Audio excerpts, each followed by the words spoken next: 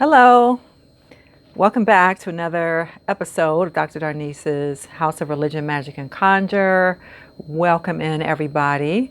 You see how we're growing around here? Thank you. I really appreciate that for sharing, liking, subscribing. More subscribers have been coming. Welcome to our community here.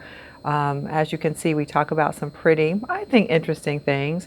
And from your comments, it looks like you're enjoying also.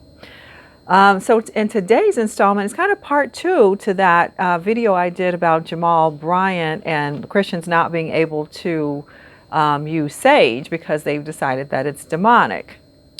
Yeah, and like that, no sage and no smudging, despite the fact that the Bible itself is full of all kinds of examples of people burning incense and using herbs and that kind of thing. But no matter, we've already been over that, and we have commented on that. Today's installment is another example, y'all, of how we as African people in the diaspora, African Americans, are so removed from our own practices and our own selves, our own identities, really. We are the only ones, I think, in the world who are not allowed to own our practices and our identities. So what I mean by that is this is an issue that's been in the news lately around Honeypot feminine hygiene products.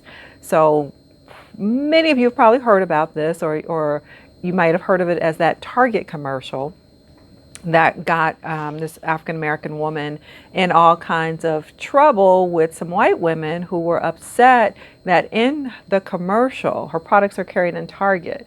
In her commercial, she mentioned that she wanted to promote black girl magic or empowerment for young black girls and women. And so apparently some white women were upset about that because they thought that that was racist of her to say, and racist of Target to feature such a commercial. So let me backtrack a little bit.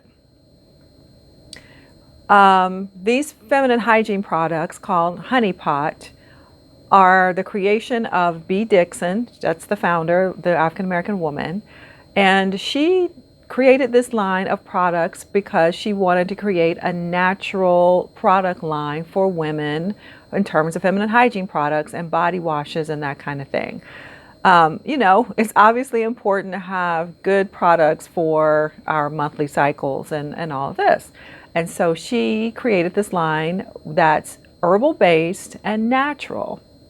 And she said that she was inspired to create this line because she had a dream, or somehow she was told by her ancestors how to do it, what herbs she should gather, how she should put the product together, how she should do this. So she has publicly said, it's my ancestors who told me how to do it, right? They gave me the inspiration. And so don't you know the Christians are upset? They don't want to use Honeypot feminine hygiene products now. Now, at first they were all excited because this is a black woman who has her own line of products, and yay, rah, rah, didn't we want to go to Target and buy them and support this black woman in her business venture, and it's natural and it'll be good for our bodies as well. So she had, good success already. Well, once it came out that she said she got inspiration from her ancestors and that she was mixing, her herbal concoctions, now the Christians say that's not allowed. You're not allowed to communicate with your ancestors because that's communicating with the dead, and that could be any sort of demonic spirit. So once again, here we are looking at not even white people telling us that we shouldn't revere our ancestors or we shouldn't value our practices and our spiritualities. It's black people doing it to other black people. Black Christians saying to black people, in this case really black women, don't affiliate yourself with anything that has to do with ancestor worship, communicating with the dead. these things are not godly.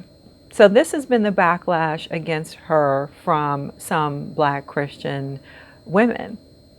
Now, mind you, B. Dixon has, because she suffered, like you could say, 2 slings and arrows. One was from white women who were upset that she was promoting the empowerment of Black women and girls.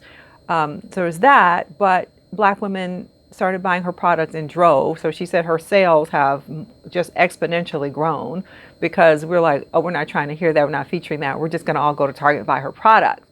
So she's good. But now here comes the second sling and arrow at her from Black Christians saying, oh no, we can't after all, because she was inspired by her ancestors, and who knows what kind of herbal, anything that is, what kind of herbal concoction or mixture, you know, the herbs from the ground that, well, theoretically God gave us to use, right? For our healing, for our wellness. But they're saying it's not godly because the information came through her ancestors. So there you have it. If you want to look it up further, the product line, again, is called Honeypot. Her name is B. Dixon.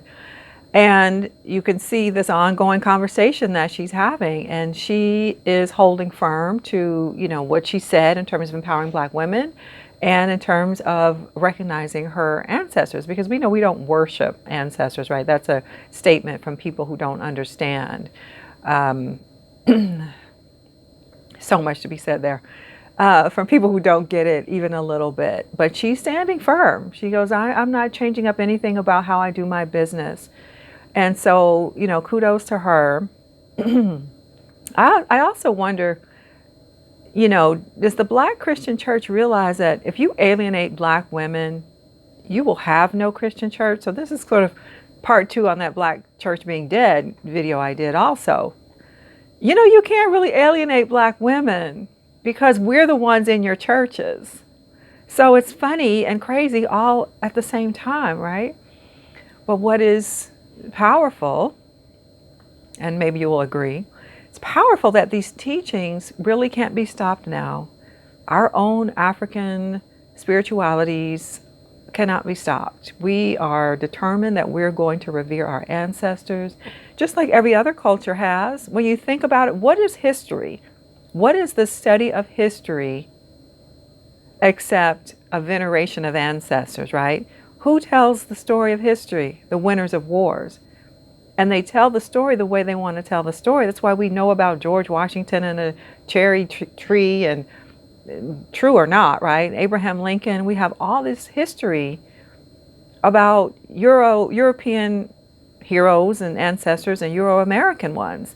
Those are the stories that make a narrative for any people, right? So we've been learning this about every other people on the earth. In the Bible itself, we're told that this one begat this one, begat this one, begat this one, right? Their whole just genealogies in the Bible. And we're told that's a good thing, right? If you're a Jew or a Christian or a Muslim, you are of the house of Abraham, right? So that's a connection to Abraham as a patriarch, as a well, not necessarily historical, but an ancestral figure, right? And yet for African American people, we're told don't do it, right? Jesus himself is connected into the house of David by genealogy, ancestors, right? So I think we get it.